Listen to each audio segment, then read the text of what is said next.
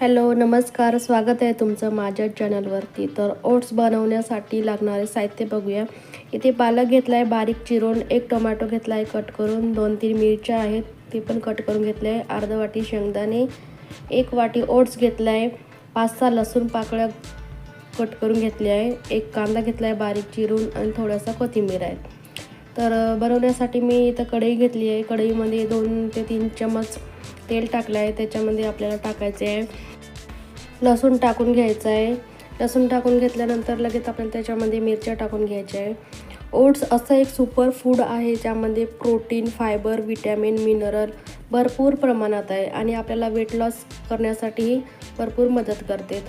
तर यामध्ये मी कांदा टाकलेला आहे. कांदा आपल्याला गुलाबी हलकासा रंग होईपर्यंत परतून घ्यायचा आहे. ओट्स दररोज खाल्ल्यामुळे आपली पचनक्रिया सुधारते, वजन नियंत्रणात येते, दम्याचा धोका कमी होतो, रक्तदाब नियंत्रित राहते, हृदयाचा धोकासुद्धा कमी होते.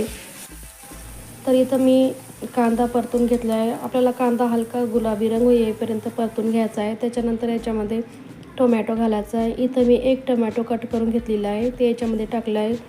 टोमॅटोसुद्धा आपल्याला थोडासा परतून घ्यायचा आहे. त्याच्यानंतर थोडासा मऊ पडला टोमॅटो की त्याच्यानंतर आपल्याला त्यामध्ये पालक टाकायची आहे. इथं बारीक चिरून घेतलेली पालक आहे. तुम्ही तुमच्या आवडीनुसार याच्यामध्ये पालेभाज्या टाकू शकता.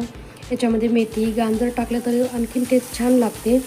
तर इथं मी पालक टाकून घेतलेला आहे. पालक चांगला परतून घेतला की नंतर याच्यामध्ये आपल्याला हळद, मीठ टाकून घ्यायचं आहे.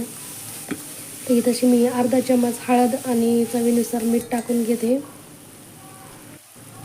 त्याला जर आणखीन तुम्हाला चटपटीत बनवायचं असेल तर तुम्ही याच्यामध्ये गरम मसाला ते टाकू शकता. पण आपल्याला वेट लॉससाठी बनवायचं आहे त्याच्यामुळे याच्यामध्ये जास्त मसाले आपल्याला ॲड करायचे नाही आहे. साधं सिंपलच आपल्याला ठेवायचं आहे. भाज्या भरपूर प्रमाणात ॲड केल्या तरी चालतील. तर इथं मी शेंगदाणे घेतले अर्धा वाटी. तर शेंगदाणे आपल्याला तुम्ही भाजून घेतले तरी चालतील. मी इथंही भाजून घेतलेले नाही आहे शेंगदाणे, कच्चे शेंगदाणे आहेत ते याच्यामध्ये टाकून घेतले आहे. याला पण आपण थोडंसं आता परतून घेऊया. थोडंसं परतून घेतल्यानंतर आपण याच्यामध्ये ओट्स टाकायचे आहेत. तर इथं मी ओट्स सुद्धा आपल्याला इथं भाजून घेतली नाही. तुम्हाला हवं असल्या तुम्ही याला ओट्सला थोडंसं असं 5-6 मिनटं भाजून घेतलं तरी चालतील.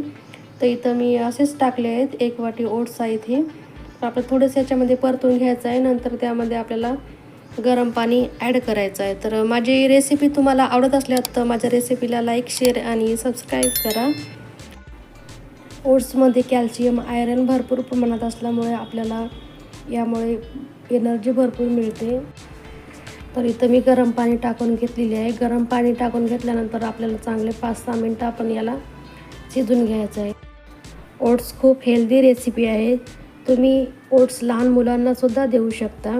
याची खीर वगैरे बनवून जे 6 महिन्याच्या वरी मुलं असतात त्यांनासुद्धा हे ओट्स देऊ शकता त्यांना. तर या ब्रेकफास्टसाठी पण तुम्ही याला खाऊ शकता. सकाळी नाश्ता म्हणूनसुद्धा आपण याला खाऊ शकतो. खूप हेल्दी रेसिपी आहे. तर आपले रेडी झालेली आहे ओट्स ही तशी. जास्त काय वेळ लागत नाही ओट्स शिजण्यासाठी. तर आपले ओट्स आता इथं चांगले शिजून झालेले आहे. आता आपण एका प्लेटमध्ये याला काढून घेऊया. तर कशी वाटली रेसिपी नक्की सांगा.